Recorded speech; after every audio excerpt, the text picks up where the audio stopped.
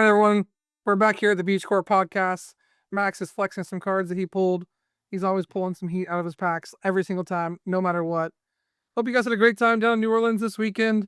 We have a packed episode this week. We'll look at the weekend's recap, talk about Parker and Max's tournament run down in New Orleans, talk about the NAIC results with Isaiah Bradner taking it down once again with Gardevoir. No one can stop it.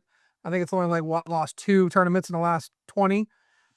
Something pretty crazy, stat like that. We'll review our fantasy draft results where one person did a little bit better than everyone else. And then we'll also look at our tier list and give you an update on what our meta predictions were and how close they were, surprisingly.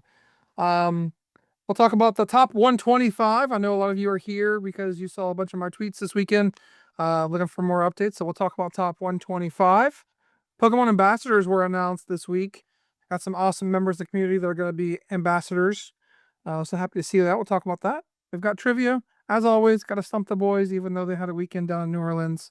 And then we'll wrap it up with Crispin'S Corner to find out who's been cooking down in New Orleans. Boys, how's your travels? You guys home safe? How you feeling? Pretty good actually. Those beds were some of the most comfortable beds I've ever slept on in my life. I genuinely think I got the best sleep I've gotten in months while I was there. I mean, that's good. That's what you need for a good tournament run. Yeah, That did not happen. I mean, you were 3-0. I was 3-0. You were 3-0. Yep. Like, I was watching and I'm like, yo, bro's cooking. We got the Grimmsnarl. We're going crazy. We'll get into that in a minute. Maddox, how was your weekend? Our weekend was fantastic. Again, it's just so great to be at international championships with so many people. It's great, so great to meet so many people, fans of the pod. Folks, put Discord faces in real life, Twitter faces in real life. Always good to see folks either at the venue or down in the French Quarter. So always a good time. Had a great time playing some Goldango Dragapult. I didn't do as well, but it's fine because we were mainly there for a good time and then just enjoy the trip before the World Championships. Did you splash around New Orleans with Epic Splash? I did play a little bit of Epic Splash on Saturday. Hey? Did some cubing with Xander. Xander hosted the super cube where 4 of the friends all had the same cube all showed up and we just had a massive tournament with it. Oh, that's awesome. Yeah, so super cool. But we had a little bit of time before that, so broke out the Epic Splash decks, had some fun, made sure Cool. the locals played some with Omni Joe from OmniPoke. Nice. So he got to he begrudgingly played some Epic Splash. He's much more a fan of the skill-based formats. And Oh, does he Epic not like Splash Epic is not- Splash? I think like 1 too many coin flips for him. All right, fair. Yeah, my weekend was pretty good. I was at home, co-streaming and tracking the top 125, giving people's updates after round 6 or 7. It was a really interesting race to watch, man. There was some really cool storylines coming down the stretch that we'll jump into a little bit later. Had a lot of fun restreaming. People jumped in, we're chatting and watching the tournament. My wife made me some homemade beignets on Sunday. I wasn't streaming on Sunday, but she made me homemade beignets. She's like, what do you want for Father's Day? I'm like, you know what? I'm not in New Orleans. I would love some beignets. So she went out of her way on Amazon to order the whatever the French place is. Café du Monde. Café du Monde beignet mix. It hurts my soul you're calling Café du Monde that French place. But I'll roast you for that later.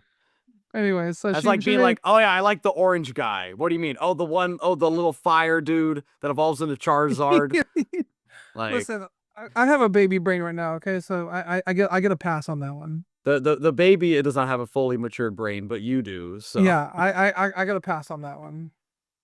Anyways, Parker, just give us a quick, 4-sentence highlight. What you played this weekend, how it went, would you change anything, how you felt coming in, etc., etc. Yeah, I played Grimmsnarl, the new deck, the new hotness on the block. It just, I don't know. I mean, every deck, I feel almost has a 50-50 across the board. That's kind of the format where it just depends how you draw and this and that.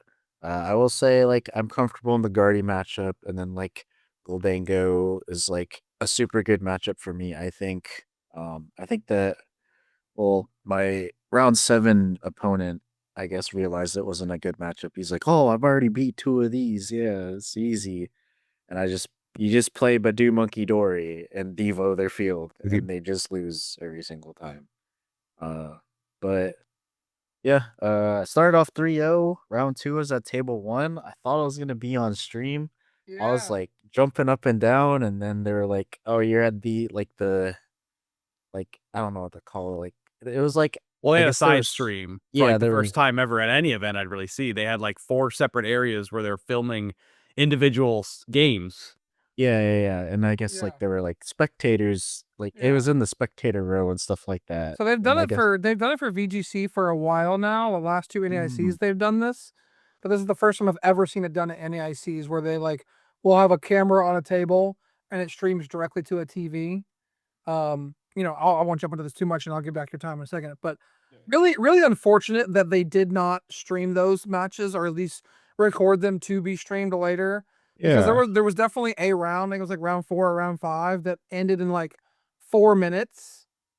I think it was John Ng's round actually, where it Mhm. went brick Yeah. brick. yeah, I think it was, 9 Yeah, minutes it or went brick something. brick, and then we just had an hour of dead content. They were just Skarzak's and they're doing this tier list and this and that. And I'm like, can you just go show us some side action Yeah, yeah, tables? literally had, the camera he didn't have the headsets, but, the camera and, the lighting, and it was, all roped off and That's stuff, and I fine. If was they like, do it next year, I'll just go hand cam it like I did in Merida, and just Yeah, it'll be exactly. fine. "True, Anyways, true." continue your updates. Round 4, whatever happened.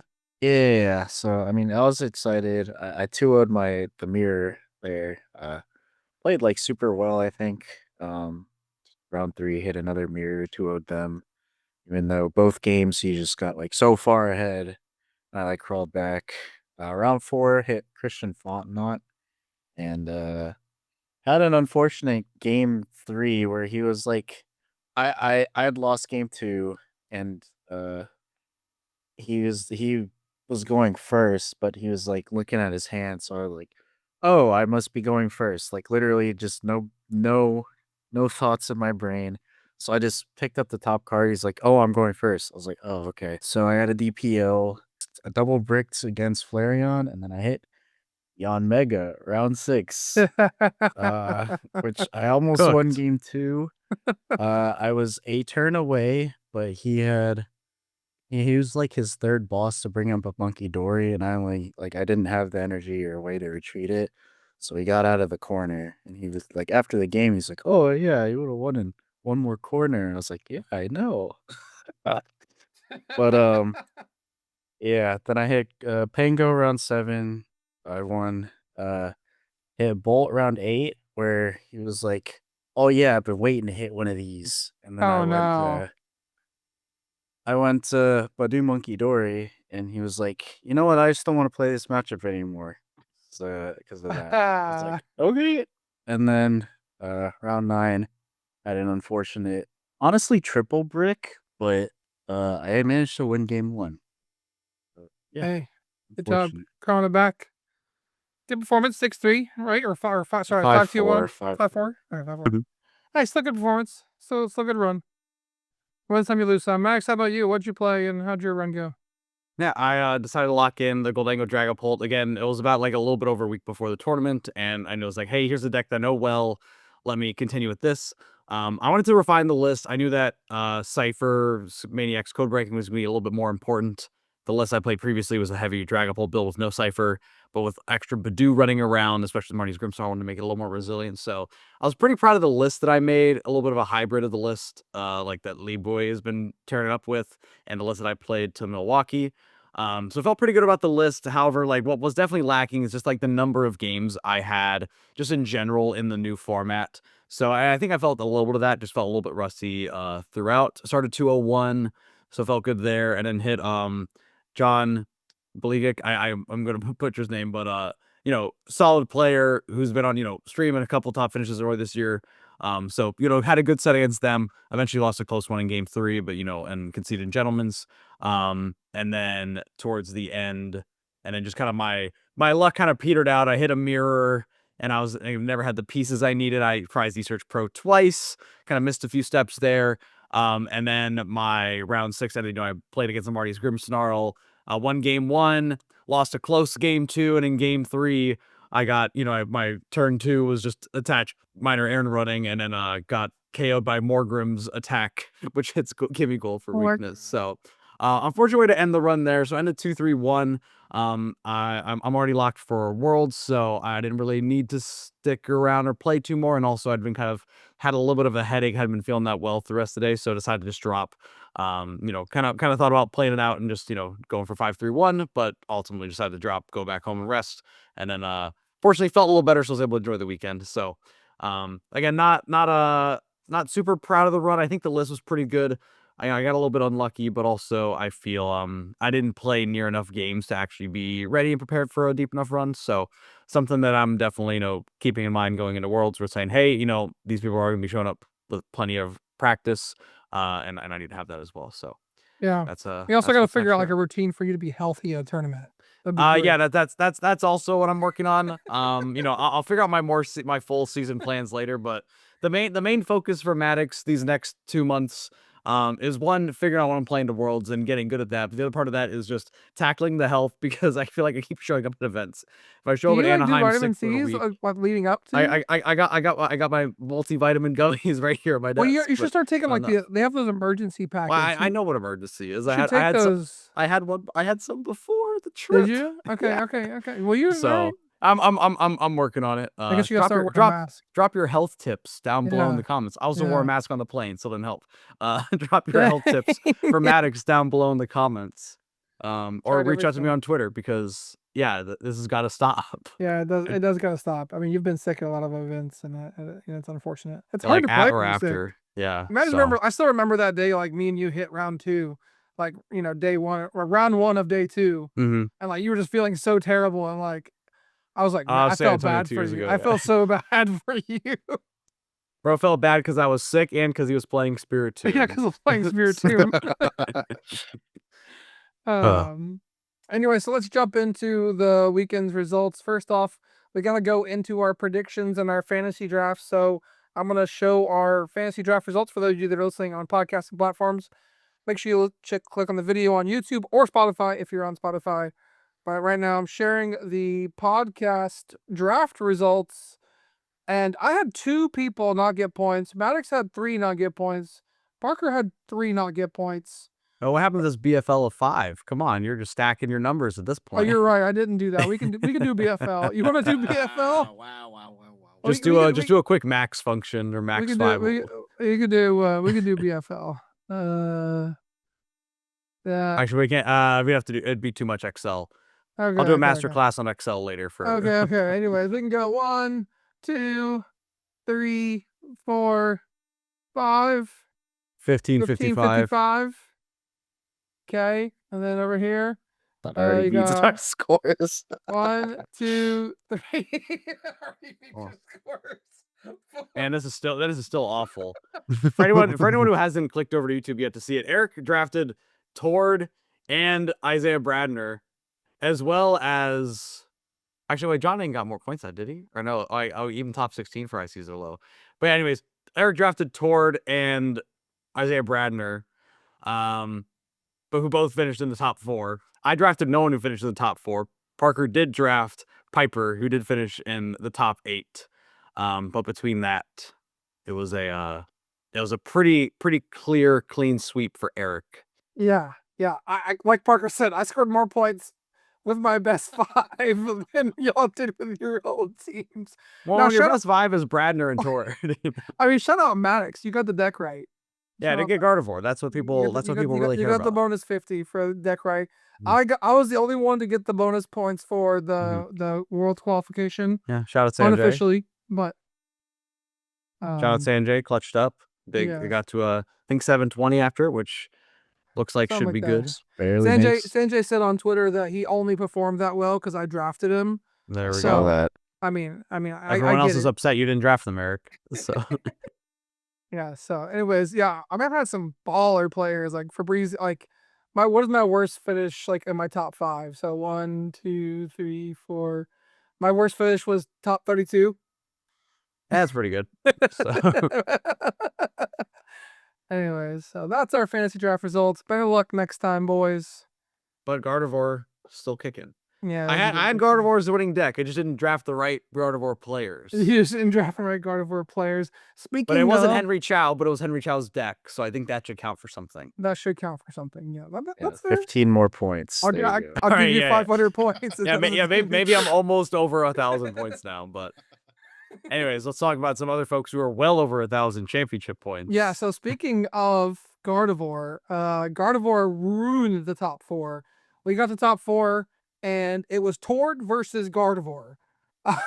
Tord on straight Dragapult versus 3 Gardevoir players, and the storyline was, how does Tord win this? Like, how does he make it through? Gardevoir is a tough matchup for Dragapult.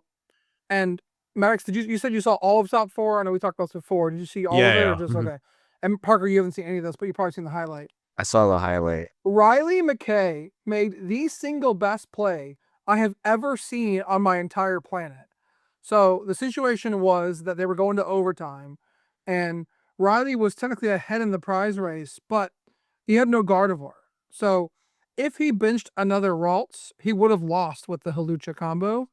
So he could not bench Ralts. And so therefore, because he could not bench Ralts, because that's a lose con for Riley, Riley could not also attack. Because if Riley attacked, he also lost because he would not have had a backup attacker for the following turn.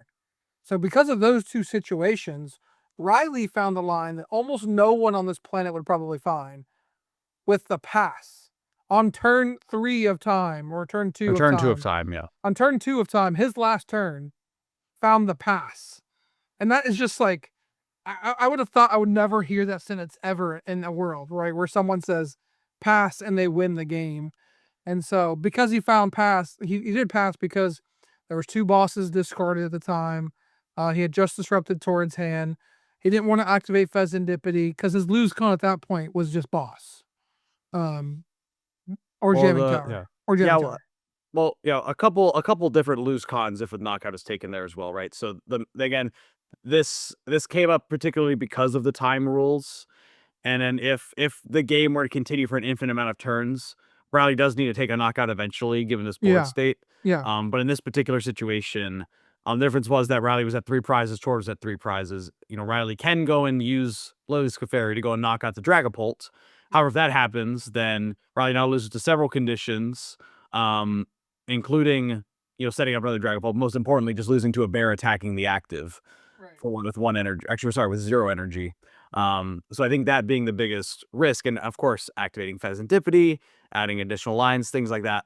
So again, I think in this situation, finding that play when again you're having to play playing the clock is a different game than playing the TCG in itself. And in this situation, right, that was the line we're saying, hey, actually, in a real game, I need to attack and just hope my opponent misses. But because of this, I have the initiative and I can pass and make it very difficult for my opponent to win. Tord have been Iota to 3. Again, the only outs at that point were boss or jamming tower. If Riley does take the knockout on the Dragapult, then Tord gains a number of win cons that become easier to hit because of it was so insane. I was on my edge of my seat when Tord hit the Iono to draw 3 and or whatever it was, and he needs to find the stadium. I was like, I just knew he was gonna find it. I was like, I know he's gonna find stadium here because it's just Tord's plot armor, but didn't find it. No. Riley defeated the script writers. Riley the script, and it was so much fun to watch it unfold. So congratulations, Isaiah Bradner and Riley, for making finals. Everyone else had a great tournament. Some other results here from the tournament, looking at the top 16 results here on Limitless Labs, because we do like the labs and get to see some more data. We had a 15-person top cut that ended up with 32 match points. I thought for a little bit it was going to be 33, but a few more ties happened where 32 was able to make it. Some standouts here. We had one Marnie's Grimstyle with Piper Lapine. We had Cameron Shanoy on Zoroark, straight Zoroark, and he put on a good performance on stream too. A lot of Dragapult, a lot of Gardevoir, one Raging Bolt, which we won't talk about that deck, and then Flareon Noctowl with Nathan Ginsburg. So yeah, what stands out to you guys? Also, Ray Chen back in top 8 with true. Toad Scroll. True. It's Scroll. I almost forgot. How could I forget Ray? I'm sorry. Yeah, Ray Chen back in top, top cut. It was so interesting because I was tracking, and I'll talk about this a little bit more. I was talking about now. I was tracking top 125 pretty hard. So Ray before Portland probably thought they never had a chance to qualify for Worlds without an auto invite. And so Ray got top 8 in Portland. And as ASIM was starting to happen, I was like, oh crap, they'll probably qualify with a top 8 finish. And then I saw that they got the number 1 seed, and so they got the bye to go straight in, because we thought there was going to be a 16-person cut.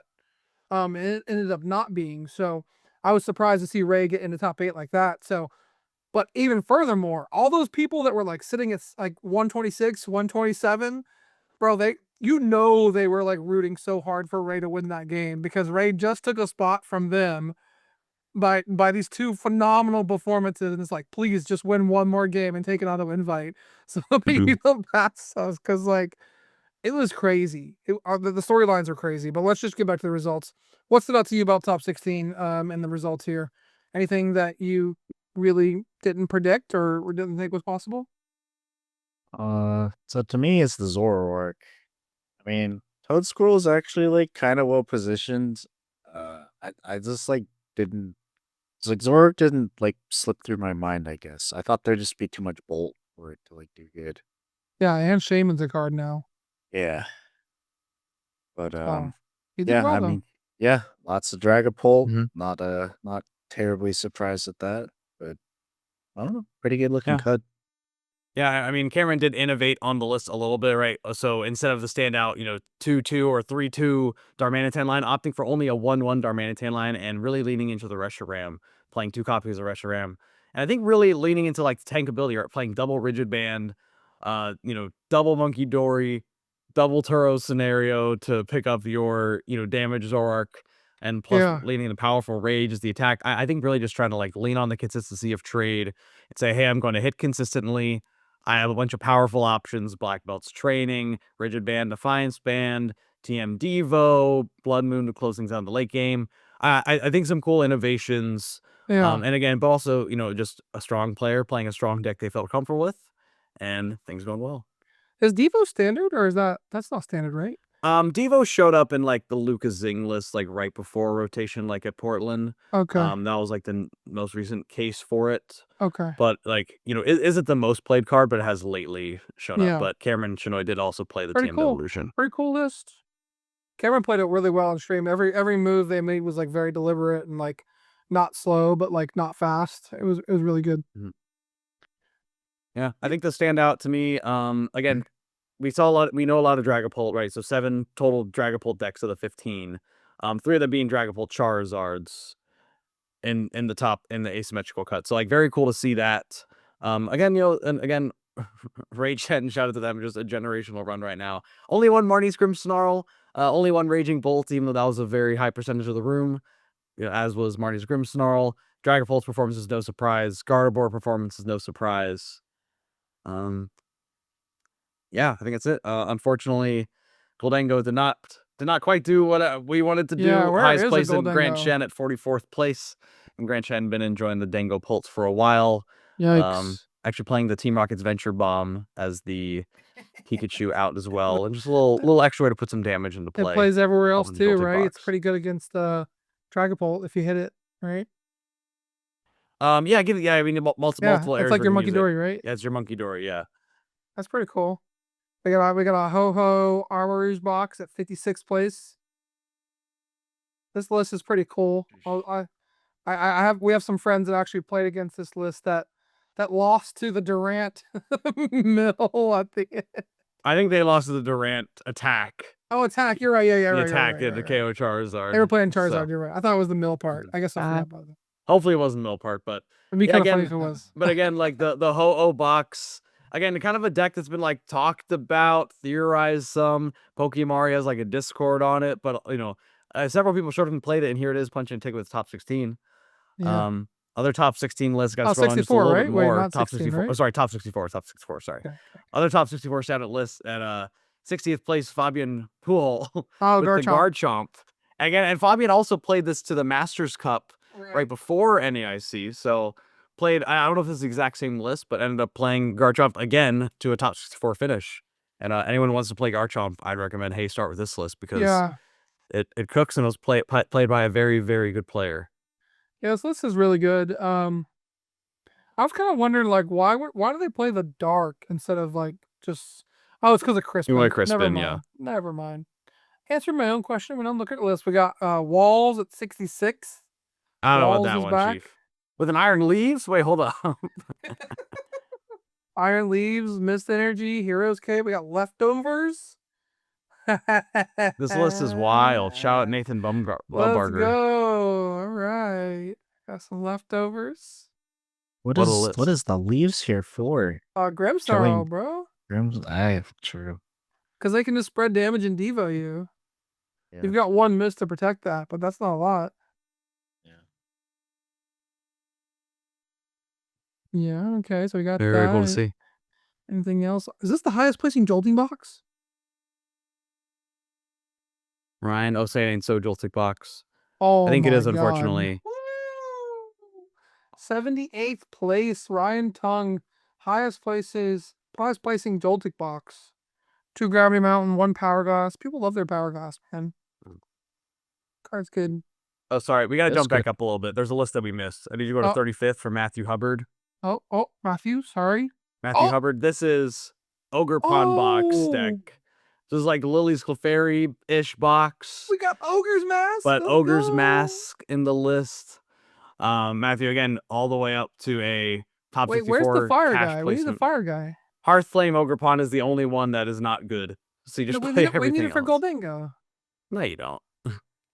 How was the list being Goldengo? It beat the 2 that it played in Swiss. Actually, no, Bro, you have Cornerstone. It can't do anything against Cornerstone. Cornerstone, yeah. Okay. And half of them cut Dragapult because Okay. reasons. So we hit 2 straight Goldengos and just farmed it with. Okay. Mhm. All right. But shout out Matthew. Well, like Hubbard, this again, doesn't really beat cool. Goldengo Dragapult, right? There's no way. If you can never sub Dragapult, it's fine, I guess. Well, that's Clefairy for that, I guess. In theory. I think you got lines. Ogre Pond, Clefairy. Maybe it does. Yeah, this list is cooking. I like the Ogre's Mask. Wait, I have to check. Is this the first time? But you can see it on the card right now. Oh no, we saw it before. I remember we had a prediction about it before Atlanta. Okay, so we've seen it before. Yeah, you can just click on the card too. It'll show you. Can I? Mhm. Oh, you're right. Okay, so 3 decks we've seen. Okay, all right. It's not Atlanta. All right, Richard cool. Sepulveda. We didn't forget about you, Richard. We talked didn't about you way back when. All right, cool. You know what deck is new? Where'd Jared finish?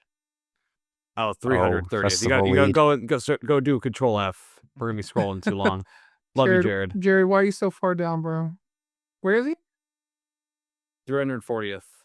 We see the festival lead making it Dipplin. day 2 NAIC with the Dipplin brand new making it first. Hydrapple from Destined Rivals. So very cool to see the Hydra Breath attack. Discard 6 grass go. energy from hand and knock out your opponent's active. It gave like Festival Lead this like way to deal with like the bulky, the big basics in a sense. Yeah. I think this doesn't beat Dragapult, but Festival Lead can probably never beat Dragapult. Did play the Rapska to help it with that a little bit. But seems a little bit tough. What are these match results, bro? He beat 1 Dragapult Zard. At That's kinda 1-1-1. crazy. It's at 1-1-1. It's fine. Did he beat a Garchomp? Like it's a weak to grass. It's the weak It's weak to weakness.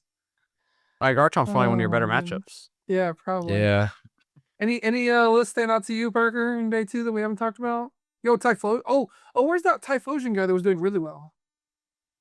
You can't type Typhlosion. Yeah. There was someone that was on stream that was doing pretty well, like towards the top tables with Typhlosion. Let's see if we can find him. Yeah, Christian. Here we go. 256th place. Fell off a little bit late, but I mean, He started 6-0 though. Started 6-0. Yeah, I mean, I lost I just- to hit Ryan Piper. Ryan and Liam. Piper and Liam. Yeah, Ooh, that's what rough. a rush. But Yeah. did play the Yeah, Typhlosion Pidgeot. including some redeemable tickets, the Gravity Mountain, Defiance Band. Yeah, But Defiance Band plus Gravity Mountain does let you one shot pretty much any stage 2 in the game right now, which is a pretty cool combo.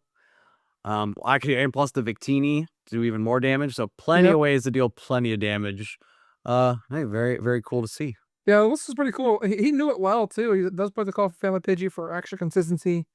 Don't see that often, but that was a cool list. I like seeing that. Bro, Ian's deck made day 2. Ian? Ian Jolly. The Iron Oh yeah, Thorns, Iron Thorns. Crustal. Yeah, Crustal Iron Thorns made it. What? We got a lot of 1-0s down here that actually did make it. We could spend a whole episode going through that. Yeah, maybe true.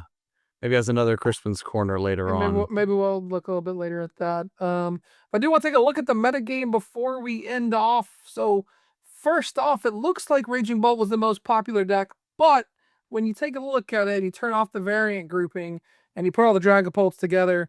We did have Dragapult at 16.19%, Raging Bolt at 16.09, Marnie's at 12.43, followed up by Gardevoir, Joltik, and Goldengo. For those of you keeping track of our predictions last week on this podcast, we got 5 of those 6 right, and we got 5 in order, the first 5 decks correctly in order. I think that's probably the best we've ever done on a tier list, right? So it's only up from here, so keep watching the Beach Core Pod. The next tier list you'll see will be 6 out of 6. But yeah, I mean, pretty cool seeing the meta here. We never got to see like the more chart on stream this weekend, so just outside of the top 6, the best of the rest was Flareon, Cynthia's Garchomp at 7th, Ethan's Typhlosion at 8th, Rocket's Mewtwo 9th, Charizard and Roaring Moon. We had some Roaring Moons. Yeah, I mean, honestly, like this breakdown doesn't really seem like too much of a surprise, right? So Flareon was the 7th most played deck at 6%. The next deck after that was Cynthia's Garchomp at 2%. 2%, yeah. So I mean, I think just like here, all these decks are just like, hey, here's all the decks that like are some people's fan favorites or some of the new archetypes that people wanted to try. Ultimately, not decks that are like that strong or like powerful in the meta necessarily, but are some fan favorites. So I think, you know, we almost see a pretty centralized meta game almost around like these top 7 decks. Yeah, I mean, it is a pretty centralized meta, and we'll see, you know, what it changes with our next black, white, and Bolt Flare, red, white, blue Flare, 2 sets. Black Bolt, Black Bolt, white Flare. Yeah. Anyways, I got 2 sets coming out. It's interesting. It's weird. I don't know how I feel about it yet, but let's move on to our next topic, which is we want to talk about the top 125 just a little bit for those of you that are here to look at it. So this is my projected top 125 standings for North America. The 125 players on the right exclude all the auto invite players that are in the top 125 currently as far as points. I think that number that's in the top, if we're correct, I'll have to validate this. I think it's like 15 that are in. Like Jesse's not there, Evan's not there. I think I know Landon isn't. So that's 3 for sure. I'm not sure about Christian. So there's at least 3 or 4 people on this auto invite list that are not like in the top 125 on the Pokemon leaderboard currently. So I expect the invites to go down to 1, 2, 3, 4, like 15 spots. And by my calculations, if everything is right, which I definitely could have made mistakes, it looks like the CP number is going to be 700, which we've been saying on this podcast for a very long time. That 700 seems like the number you got to get to or better.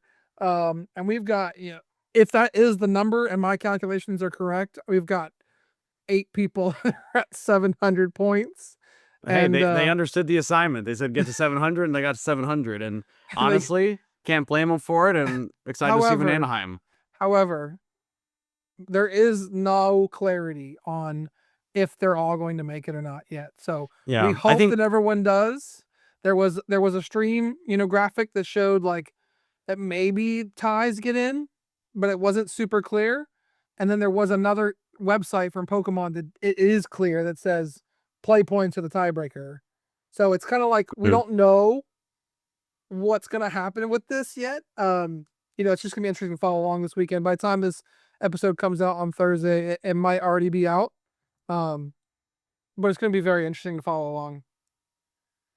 Yeah. So some notable things to follow. Max, you got it? Go ahead. And I was going to give a shout out to some of the players who like played out of their mind to like get into this position, right? I mean, we were talking about our top 8 earlier, right? So, I mean, of the top 8 players that we saw, 4 of them did not have their invite locked until NAIC, right? So Riley and Greg, first of all, locking up the auto invite to not have an invite before, and again said, "Hey, it's last event of the season." He performed well and did just that.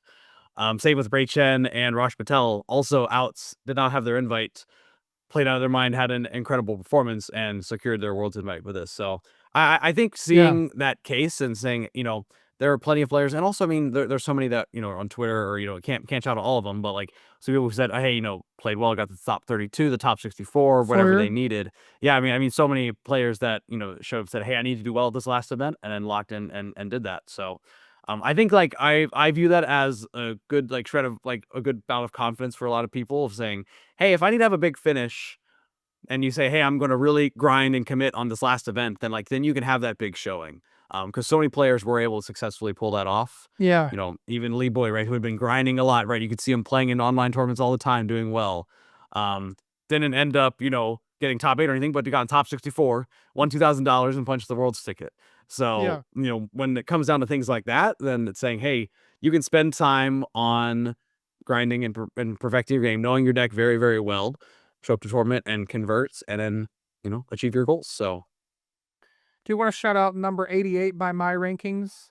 The Truth, qualifying for yet another World Championships. Ross Cawthon back. With 750 championship points. So again, all this is still unofficial as the time of recording. So we'll see what happens over the next couple of days. I'm excited to follow along. I hope that, my only goal here is that I was informative. I kind of gave some people, some data, and that, I'm somewhere in the neighborhood of 90 to 95% accurate.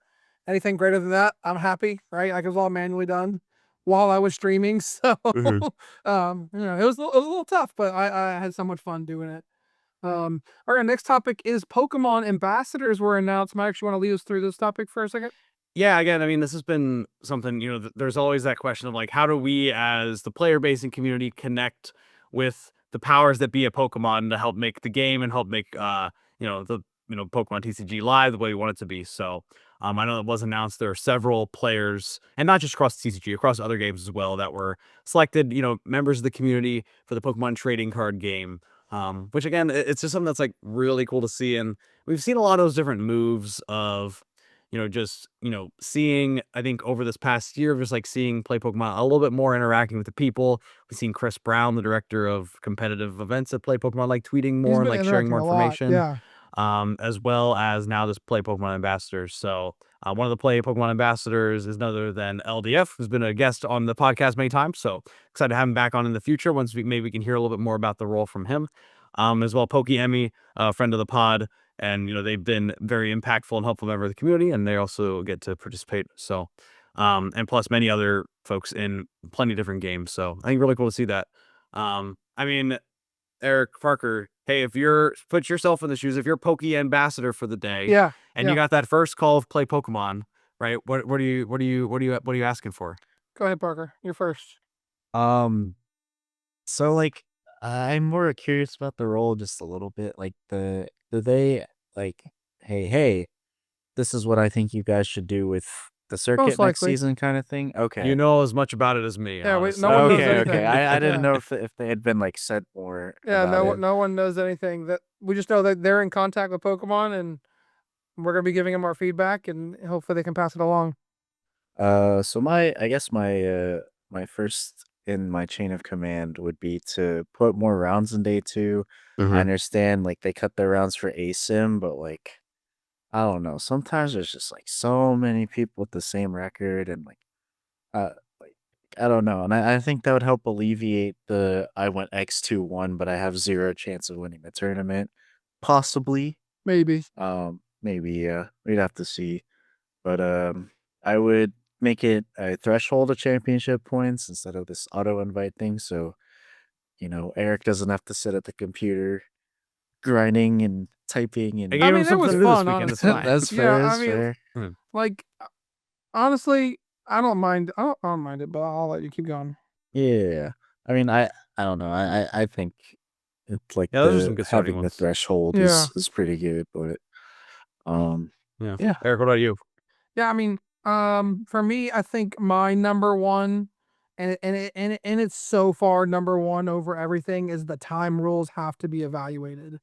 I don't know what the solution is. I'm not a game designer and those type of things, but the number of matches on stream across every stream that result in a tie, 16% tie rate. There's just these like even finals and top fours, going to 75 minutes. I don't know if the solution is look at your prizes to save the prize checking time and shuffle them and put them back, more strict, per turn rule. It's just the ties and the situations that they're in, it's a little frustrating from time to time because it can just be a little boring. So that's my number one, and I'm gonna add a second one just because it does matter. So if you think about the where we are in Pokemon today and how we've grown so much, right?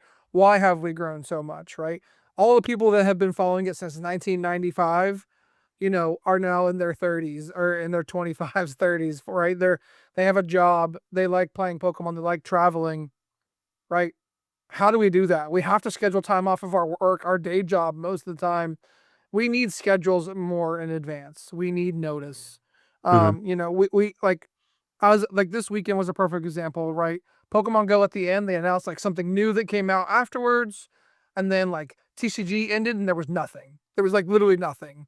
And at the very end, they had like the Worlds thing where they announced like, the Worlds, Competitor whatever, kit. competitor kit, but they don't have to give us the full season. Just give us the first couple of regionals through the end of 2025 so I can go to my job and say, hey, I need this weekend off, I need this weekend off, and I need this weekend off, right? I think that's very reasonable to ask because they know. I mean, it's June 16th. At this point, where your regionals are going to be in the next 6 months. So Yeah. those are my two things. That's What fair. about you? I think for me, I mean, probably one of the biggest things I would want to see built out further, which we didn't quite get to see built out this year. So one thing I'll want to prioritize and hopefully we'll see this year pretty soon is building out like a full Ace Trader rewards program Yeah, for so many yeah, players. I think, we heard about this program and as it changed the format. Oh, then we finally got information about a 200-point threshold for a promo card, but I think we got that information like so late. Again, it's a cool thing to have, but I think it felt like a little bit of a bummer and like a little bit of a missed opportunity, which I can only hope was they ran into some logistical issues and just couldn't do it and are planning a full program rollout for next season. But I definitely want to see something like that. Again, um, especially like with the World Championships qualification the way that it is, having like clearer targets to shoot for. Some people go and say, "Oh, hey, oh well, you can go do well any tournament, just show up and try to get top 32 for cash." Like that doesn't feel feasible to everyone, and people don't have that much time to dedicate to that. But if you can go and say different thresholds of, hey, if you reach 400 points, you get X reward. If you get 500 points, you get X reward. Right, whatever those numbers are. If you're someone who says, hey, I can go, do all my local tournaments and I get 150 championship points, but if there's something cool at 200, oh, maybe I can go to the extra cup. Maybe I can go to the extra regional, try to get some points. Maybe your player gets to 400 points, but there's a really cool reward at 500 points. Maybe you're going to put even more effort, go do coaching, go spend more time, right? These different things to have little steps to like further incentivize players and have clear targets to shoot for besides like World's Championship or bust. yeah, yeah. I think that's fair.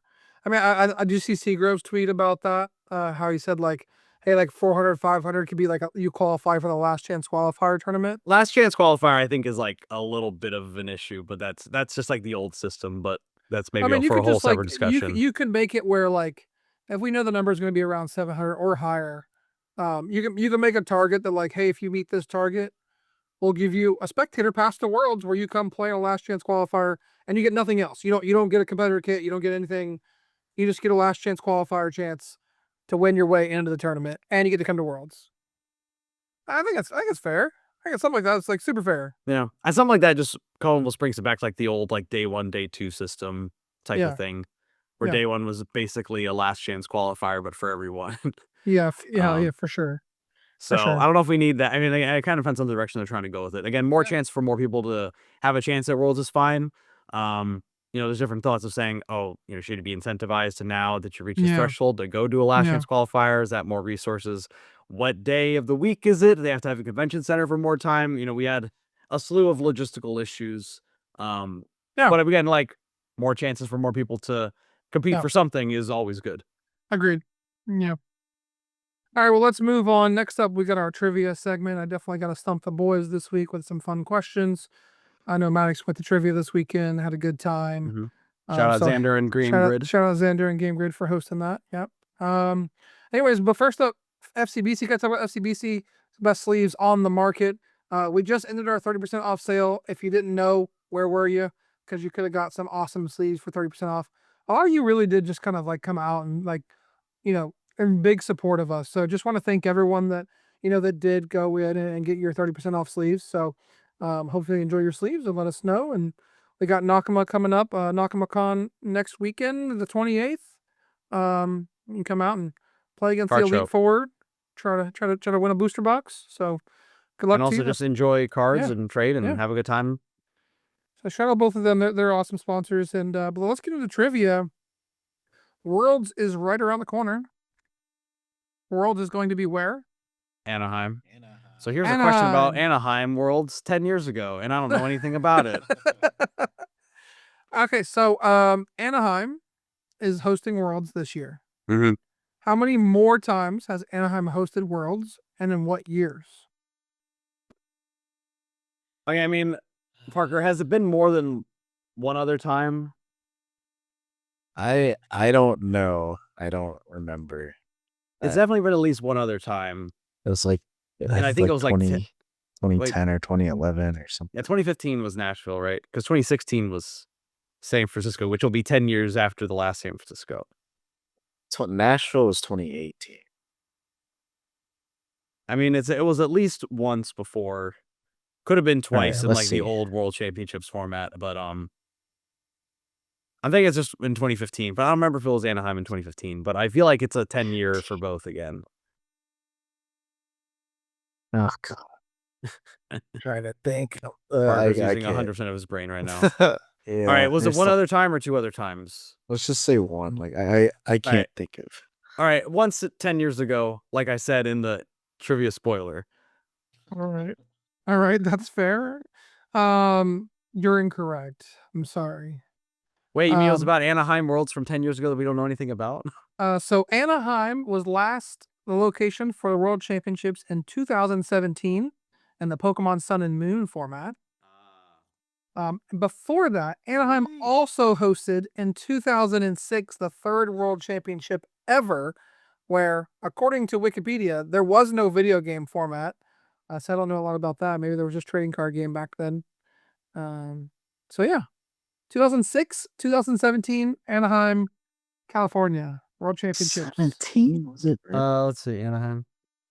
Yeah, World Championships, yeah. And they also had a regional in Anaheim that year, which is kind of cool. They did, yeah. Diego Costa Rica with what deck other than Gardevoir GX? Whoa. Hey, we're back in Gardevoir land. Some things never change, y'all. Some things never change. Anyways, that was this week's question. Trivia. Hopefully you guys are playing along at home. Let me know if you got it right down below in the comments. But next up, let's find out who was cooking down in New Orleans in Crispin'S corner. For those of you not familiar, Maddox will share a screen. He'll pick some random letter numbers to generate. We'll find a random deck that did not make day 2, and we'll pair it against another deck that did not make day 2, both at random. And then we will battle them out in theory and decide who would be victorious. And at the end, we'll crown a champion of who was cooking the most out of this week's Crispin Corner. Max, you want to take us away? Yeah, we'll see who is our Crispin'S Corner Cook of the Week. So we got a whole bunch of people in this tournament. So of the people who made day 2, right? So we had, how many people even made day 2? It was like 300 something? 390. 390. 390, I know right? that number because I Kenneth was like Gilman at doing some stuff. 391. Dang. So 390. So 3812. So if you get picked out of this, you're truly blessed because there's a lot of people. We're going all the way down to 1179 versus 2543. So remember scrolling for this one. We go 1179. We have Anton from Australia versus 2543, who was none other than here we go. May Luna Ma with Jan. Hey, there we go. Now this is the matchup we want to see. Oh my God. So we have Jan Mega, the Dunsparce versus Grimmsnarl Frost. Yo, with the crosshole. So we got plenty of options. So let's talk about May Loon's list here real quick. a 3-3 Yanmega EX line, accompanied by a 3-4 the Dunsparce line, 3 to Dunsparce and the Dunsparce EX, plus a 2-2 Crustle to use the new Mysterious Rock in to prevent all damage done by Pokemon EX. So very much a counterbox deck. And the ace spec of choice is Scoop Up Cyclone. I think to better, set up lone attacker board states, get liabilities off the field. Includes Tatsugiri, a couple Jet Energy to help get set up. 4 Arvin, 3 Boss. Support line versus we have Anton's Grimmsnarl Frostlass, and a pretty standard Grimmsnarl list at this point, a 3-3-2 Grimmsnarl line. Only one Rarcandy, the 2-2 Frostlass, 4 Monkey Dory, and the 8 Energy. Accompanied by TM Devolution as a notable tech card. So, hey, listen, we know weakness is at play here. Yanmega does hit Grimmsnarl for weakness, but Grimmsnarl does have some tricks up its sleeve. Parker, I think you feel personally connected to this matchup from your Swiss round, so I'm going to let you lead off with this one. Well, I think Yanmega takes it, but like the list on the right, I don't think has a chance against Yanmega. It's like my list, I had like 2 Badoos plus Maractus and stuff. Like that's kind of what kept me in the game, but just but they got two of the Ice Shard Snorunt. They've got to be cooking, bro. Oh yeah, totally. Optimal Yeah, Snorunt. I mean the Crystal, even if you do manage to get Grimmsnarl out, that you can't hit it with the I don't know. Yeah, it seems I bad. think Yanmega takes this one. I think. You just have 2 Dunsparces on the bench, man. Like Ionos, I don't even care. Yeah. Yeah. Funnily enough, this was, I guess it's in like the middle of the pack. My opponent was the 3rd highest Yanmega in the tournament at 441. Parker, were Hey? you the 3rd highest Marty Grimmsnarl in the tournament? Absolutely not. I was probably the 3rd lowest. Yeah, I don't know. Obviously, Yanmega's gonna win this matchup almost all the time. I do gotta shout out some. I don't know list inclusions for Yanmega. Parker, you probably do, so correct me if I'm wrong. But 2 Jet Energies kind of stands out with the Crustle in it. So really, this list is really trying to get into that Crustle into the matchup that it needs to. It's got 2 Jet Energies, 2 Rescue Boards, 1 Cyclone, 1 Turo, no Latias. But you can tell they're definitely trying to like get to the Ascension in that matchup where it matters. Is it? Is a Crustle normal and Yanmega, or is this cooking? I kind of put it in 2 variants, one with Crustle, one with the Luminous Energies. Okay. And like other random attackers. Those are Okay. kind of like the Like 2 Iron archetypes Hands. I had. Yeah. Right. That's the one I remember. Yeah, okay. I didn't know we had that many Yanmega variants to talk about. I know they Parker should have did his the homework on variant Yanmega split. coming Yeah. in, bro. I did actually. I actually did. I was like, is this that good? And I played it a few times. I was like, no, it's not good. But, Okay. All right, so Yanmega takes this one. So we'll give it to Miloon here. Just curious to check the matches. Let's see. Anton did not play against any Yanmega. Miloon did play against a Grimmsnarl and lost. But we've already decided our answer here. Hey, sometimes just how the cookie crumbles. So next up we have 3242 that might be me. versus 2040. So That'd be so funny if it was one of y'all. 3242. That'd be funny. I don't think I'm this low, but I'm sure there's a great cook who is down here. 3242. We have a Rockets Mewtwo, Rockets Okay. Spinops versus 2040. We have none other than scrolling. Gotta hit with the Control F feature. Adrian and Dragapult Zard. I feel like I know this. So we have name. Adrian D'Souza versus D'Souza Emma does sound Elisa. familiar. We're gonna fact check this in the meantime. But in the meantime, again, we're comparing these lists. Adrian pulls up the Dragapult Charizard. Again, kind of a similar build to a lot of the Dragapult Charizards we've seen running around. 442 Dragapult line accompanied by a 212 Charizard EX line. Include the Monkey Dory and the Luminous Energies. It also plays a Chuyu and Hulucha, some extra tech cards. Unfair Stamp is the ace spec of choice, accompanying a Team Rockets Watchtower and a Jamming Tower. And meanwhile, on the Rockets Mewtwo side, pretty solid standard list. Does include a few extra ways to attack with the Rockets Mewtwo.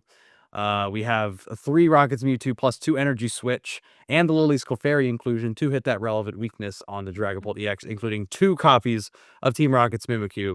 and the 1 Articuno to help against protection. Max Belt is the egg spec of choice, going along with a couple Team Rocket's Factory, a Watchtower, and actually a Colress's Tenacity. Kind of a cool inclusion. Helps you find your Watchtower and your Team Rocket's energy. Honestly, I don't hate it. Gentlemen, how does this matchup go? Who do you think has it? I'll kick Well, us off. I mean, I like the Colress Tenacity on the left side. On the Mewtwo side, it's a cool card to find, the stadium and the energy card. Consistent way to find it. Because like this deck really does struggle with draw power. That's like the biggest issue about the Rockets deck. With that being said, Dragon Ball Zard on the right does have 4 Iono, so we'll be disrupting Rocket's Mewtwo every turn pretty much as they're, trying to make it through this essentially counter box, right? Rocket's Mewtwo's got the Spidops that hits for weakness on the Charizard. It's got the Clefairy that hits for weakness with the Team Rocket's Mimikyu. Does put a Bravery Charm to put onto the Team Rocket's Mimikyu, but the Dragon Ball Zard is playing Jamming Tower, 1 copy of Jamming Tower, so I don't know. This matchup does feel pretty close, in my opinion. You give the advantage to the Mewtwo player just because like they're gonna be a little bit more consistent early in the game, but because you're more consistent early in the game, you do attack early. You'll probably get unfair stamped pretty quick in this matchup. So it's a kind of a coin flip. I'm gonna give it to Dragapult Charizard, just saying that Iono and unfair stamp will be enough hand disruption to brick your opponent out of the game at some point. What about you, Burger? I agree. This is like a pretty cool matchup actually, just because like no attacker's safe ever. Yeah. But I think like Dragapult Zard just takes it a little bit, like maybe a little more often in a set of like best of 11 or something. Uh, yeah, it's just like I don't know. It's weird. Yeah, I think definitely like this is a match that I'm kind of interested to play over the table, honestly. Yeah, Just actually. yeah. because there's some neat, right? You said everything can deal with everything. So you have Spidops that can go one shot a Charizard, then Charizard can one shot your Mewtwo, and your Dragon Ball can one shot the Spidops. I think again Mewtwo probably gets out to the early lead here, but then a counter catcher, the Articuno plus unfair stamp KO seems pretty tough to recover from. If you're able to Ariana out of that, then maybe you're fine. I think a bigger issue I see here is like this particular list maybe has a little bit of a lack of consistency to get out the Clefairy. Since you can't search for it off of one of your Team Rocket's Proton. But again, Yeah, like just 2 Ultra Balls, yeah. yeah. I mean, the Rocket V2 list is like very teched out, which is cool to see. Gives a lot of options, but I think gives us some trouble just versus the consistency of a Dragon Ball Charizard, which is this list might even be the one that Roman Stable won with the day before. Like I think it's just a pretty solid, like consistent list. Bro, is the 1 gear like normal on these Mewtwo decks in addition to the I've seen some people including gear just as extra way to find supporters. Because Bro, and I think Pokegear makes a little more sense because you play like the Chorus, like you Tenacity, can't yeah, search it yeah, off of that. yeah. And again, you just want like more live outs off of an Iono. So like Oh, spending. Transceiver plus gear like seems fine. Honestly, like a Tatsugiri seems kind of cool in Rocket's Mewtwo, but then it makes your whole deck worse. So ignore that I said that, everyone. It just sucks that you can't put like a 1/1 Zoroark in Mewtwo. Like if you could just put a 1/1 Zoroark in here, it probably wouldn't be that bad. Yeah, probably. But like the fact that the Mewtwo is hacked doesn't work if you have that on your bench. Well, and it just stops Ariana and stuff. And I mean, yeah, the you just Clefairy, can't Oh, it stops Clefairy's everything? almost like, well, I mean, it doesn't stop everything, but it's just like if you have only Team Rocket's Pokemon in play, you draw Oh, you until you draw have till you have 8, and 8, then here you okay. need 4 in play to use it. So like you can't have too many non-Mewtwo's that you can't have any too many non-Team Rocket things in play. So I guess you kind of could since you play like Clefairy in time. Okay, I guess you could. I But don't know. I'm giving it to the Dragon Ball Zard. me too. Yeah, I think so as well. And just curious in the matchups. Let's see. Adrian did not play against any Mewtwo's, and I'm not playing against any Yo, Dragon Ball Zards, so we just don't know. Parker, Adrian pulled a U. But 3-0. Oh, sorry, 3-0 against to Cyrus. Had 3-0 to hit 3-3. Bodie Robinson. Beat- Some tough matchups wait, for he Adrian. beat two crazy opponents. Yeah, Caden That's and him. Cyrus are like both Yeah. very good. yeah. All right, we'll roll with another one.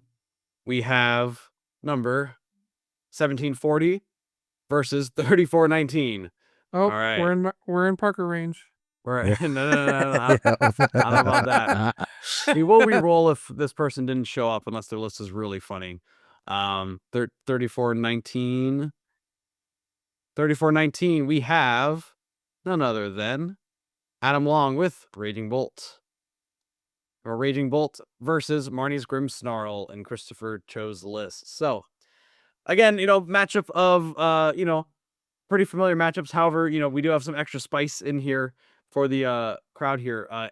Adam's Raging Bolt list, couple standout inclusions. Actually opting for no copies of Fan Rotom, instead just relying on the sheer power of setting up to get things rolling. Include a Shaman and an Iron Leaves for some extra tech attacking options. No Mew EX. But also does play one bug catching set, a few extra outs to find the grass and Tiamat's And the ancient Overwhelm. booster capsule. And the ancient booster capsule, plus a bravery charm, giving you lots of flexibility in your attackers. Also, really like respecting the ability to like recycle your resources with 2 copies of Super Rod and 2 energy retrievals in place Yeah, I of like that a Ignite lot, Stretchers, honestly. and double Pal Pad, 2 double Pal Pokegear. Pad. So listen, Adam is never missing an Asana. He just put them all back every time. Versus on the right, on the left, Christopher Cho. Grimmsnarl list does include the Shaman, pretty relevant in this matchup. Along with a 3-2-3 Grimmsnarl line, a 2-2 Frostlass, and the Iron Bundle standout inclusion, as well as the energy switch to power up one of their 3 Monkey Dories. All right, who do we got here? Parker, you're first. You played Grimmsnarl. So Parker, when you go to the table, when your opponent flips over Raging Bolt, and you're playing Grimmsnarl, how are you feeling? I feel fine personally. It just turns into like a survive until you could take a multi-prize turn with Grimmsnarl type matchup, but yeah, I mean, I'm comfortable with it. This list here, I think, is worse into it. Like I explained earlier, had 2 Badoo and a Maractus. So like Maractus, if they blow their Prime Catcher and their Iron Leaves early, you can just like bring up a Latias and it's just stuck there. But I don't know. I think like in an average game where like both people are using their main attacker, Bolt takes it like every time. But in a game where you don't do that, Yeah, I I mean, think it's honestly, the Maractus, with no close. Maractus, I see that point, right? Maractus probably just wins this matchup a lot. Because you just like, Maractus once, they KO it with, Prime or Leaves. You go Maractus again, like KO it, and you go, cool, here's Maractus again. And then, like, you probably just win with, like, enough Frostlasses at that point. Yeah, but without the Maractus, I do think that Grimmsnarl looks a little unfavored here.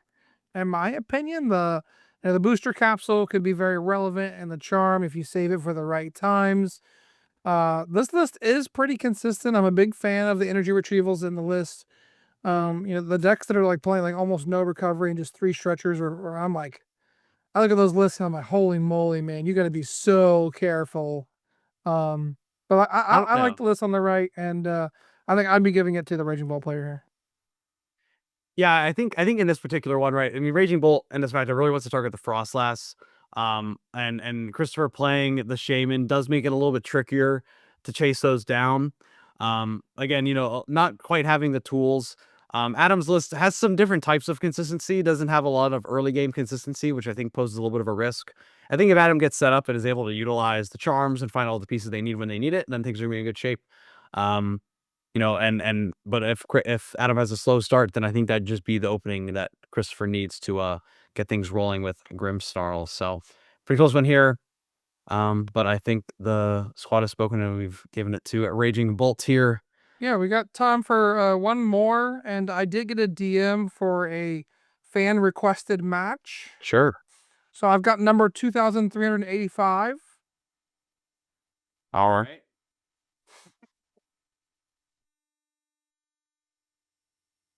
Oh. 385. Oh, this list versus cooks. 962. 962. Man, who could have possibly shown up to NAIC and gotten 962? I know, God, that guy sucks. Anyways. Yeah, so randomly, this is a message Oh, wow, by a which one did fan. that? It's Parker The name- Greenwald versus Max Corcoran. Our day 1 so list. I what guess do you we've all guys- had day 2 lists lately, so this has been we haven't had to do this in a while. But what do you guys think about this matchup here? Well, first let's talk about the list. So on the right we have an incredibly handsome fella, Max Corcoran. I think he I think he's going to Worlds, so pretty cool guy. Opting Goldango Dragapult. They're playing a few weird cards. This is 3-3-1 Dragapult line. Plus the Turo, Jamming Tower. Actually, no, and 2 Iono, which a little bit stand out. No Picnic Basket, which has been like the standout inclusion to help in the Grimmsnarl matchups. But then on the left, we have Parker Greenwald. I think he's part of the Beachcore podcast. If anyone, shout out Beachcore podcast, subscribe if you haven't already. Playing Grimmsnarl Frostlass, really just saying I am him and I get set up consistently, so I don't need Secret Box. I'm playing Unfair Stamp instead for the Shaman, Double, Badoo, and Maractus. So, Parker, what you think of these lists? What you think of this matchup? But I think the guy on the right has a basically the optimal 60 card perfection Pango list, and the guy on the left's list is terrible. However, I think this is a very good matchup for the guy on the left. Like I said earlier, you can just have them evolve all their guys and then evo their entire field basically. Yeah, I mean, no Picnic Basket inclusion. That's brave when you think, when you're predicting that Snarl is going to be the third most popular deck in the room. That's pretty brave to not play it. So I think Snarl takes this matchup, with Unfair Stamp, hit him with a Maractus on a bench guy while Parker's setting up, and just hit him with some Frostlasses and build up some damage and just Devo into Oblivion. So yeah, I'm giving it to Parker Greenwald here. Yeah, I mean, okay, first of all, in defense of the Grimmsnarl matchup, right? So one, Maractus, waste of time. I play Switch and Turo, plus everything can attack. What are you going to gust up? Another Goldengo? I can attach another energy to it. I do play a Monkey Dory, being able to spread some damage back. I think also, Picnic Basket was something I thought about. And also, I've talked to Parker about this matchup too. Since you're playing Double Badoo, you can just literally just spam a single prize board the entire time. Yeah. Anyone who doesn't do that is probably throwing. Yeah. Because you can just spread enough damage with monkeys and with Frostlass and Badoo. As the Goldango player, your goal is to really set up a situation where you go cipher the energy you need plus a boss to just go and chase the Frostlass. It's pretty tough to do that in reality. My thought was, Picnic Basket is tough to use because they're playing it correctly. Then they just start Badooing you again in the mid game, so you can never actually heal the damage when it's relevant. Yeah. You can't play the item.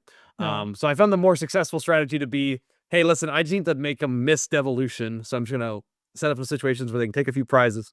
Sorry, almost lean into them taking a few prizes. And then hit them with one of my 2 Ionos plus Jamming Tower. Just Iono them to 2 or 3, Jamming Tower, and just say, you ain't got Devo. And that's all I can really do there. So Yeah. But definitely we'll give the edge to Parker here, and given our matchup results. I was donked by Grayson Lang for the Grimmsnarl, and Parker did beat a Raging Goldango, so we'll give Parker the slight edge just this one time. All right, well, that was our last one. That's all we had time for, but now we got to decide who was cooking the most. So top contenders for me are Emma with the Mewtwo and the Colress's Tenacity in the deck. And some energy switches and Louis Clefairy. We got the Yanmega Miloon with Yanmega Dunsparce and Crustle. So for me, I think I'm gonna give it to the Yanmega Crustle just because Yanmega, we're out here cooking with Yanmega. So I'm gonna give it to Miloon. What about you guys? Oh yeah, Yanmega for me for sure. I mean, Yeah. super cool list. I loves the Crustal inclusion. Again, just has a lot of different tools. Yanmega is a decent beat stick. And if that doesn't work, say I'm just gonna shove a wall in front and power it up in one turn and chain them back to back pretty consistently as well. Again, we love to see some innovation like that. So I pick. I too have to give it to Hey, it's consensus. Yeah, I gotta give it to Yanmega. While Okay. it did destroy me and put a very sour taste in my mouth. It is definitely the most cooking amongst these lists. Yeah, I agree.